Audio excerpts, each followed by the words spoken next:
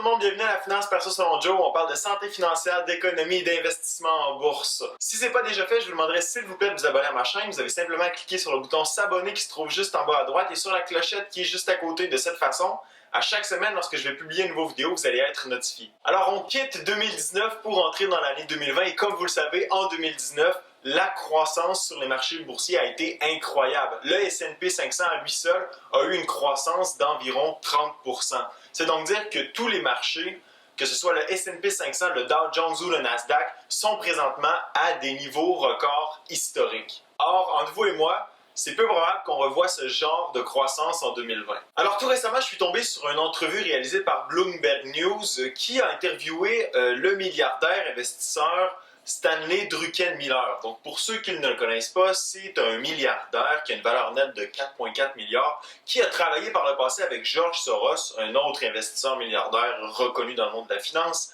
et qui a su, pendant sa carrière d'investisseur, pendant plus de 30 ans, réaliser des gains de 30% année après année. Donc grosso modo, on peut dire que c'est un investisseur qui connaît de quoi il parle. Alors, durant cette entrevue, l'intervieweur a demandé à Stanley Druckenmiller quels pourraient être les 3 éléments qui pourraient mettre à risque le marché boursier en 2020. Et puis, ce que je vous propose aujourd'hui, c'est de passer en revue ces 3 scénarios un à un pour finalement comprendre qu'est-ce qui pourrait faire renverser le marché boursier et nous amener en bear market en 2020. Comme vous savez, Stanley Druckenmiller n'a pas une boule de cristal, il ne peut prédire les marchés comme moi-même je ne peux le faire, mais il est toujours intéressant de jauger les risques potentiels du marché et je crois qu'en début d'année comme ça, c'est un exercice qui est amusant à faire. Le premier scénario mentionné par Stanley Druckenmiller dans l'entrevue est celui des élections américaines de 2020. Comme vous savez, Donald Trump se représente pour un second mandat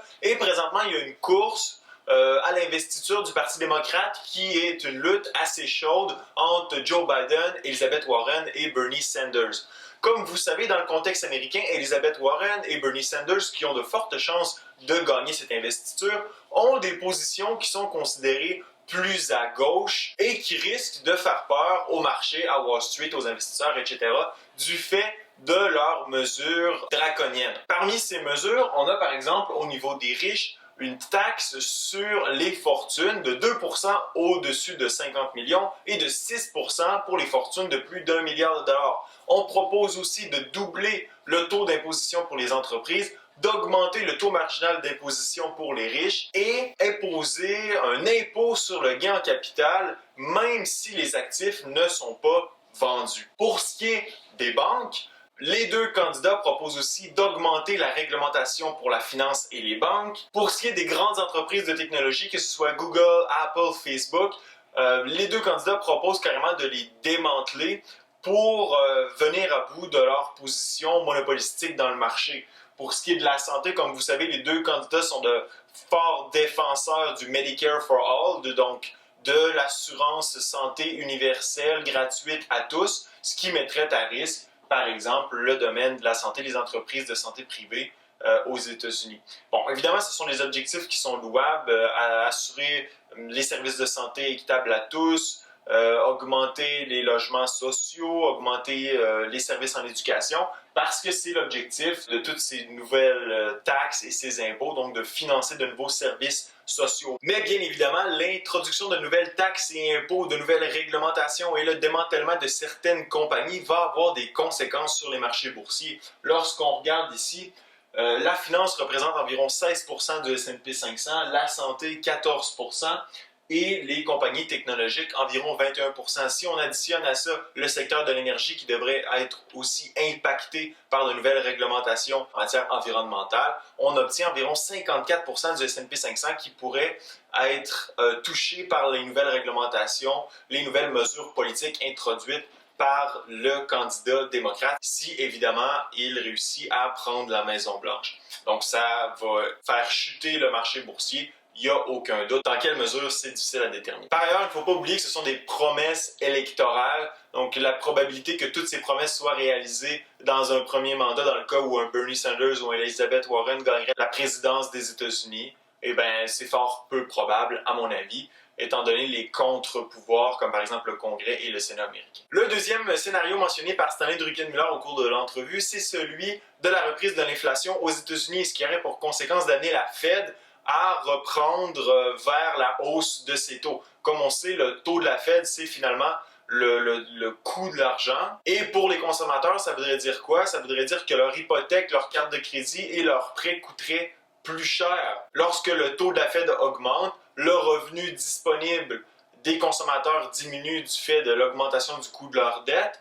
Et ceci a un impact direct sur le revenu des entreprises, étant donné que les consommateurs dépensent moins, les entreprises ont moins de revenus. Pour les entreprises, c'est aussi une augmentation du coût de leur dette, une diminution de leur investissement, une baisse de leurs revenus, mais aussi une baisse de leurs profits par action. Ceci aurait des conséquences sur les actions dans la mesure où leur valeur serait revue, donc le prix des actions chuterait probablement.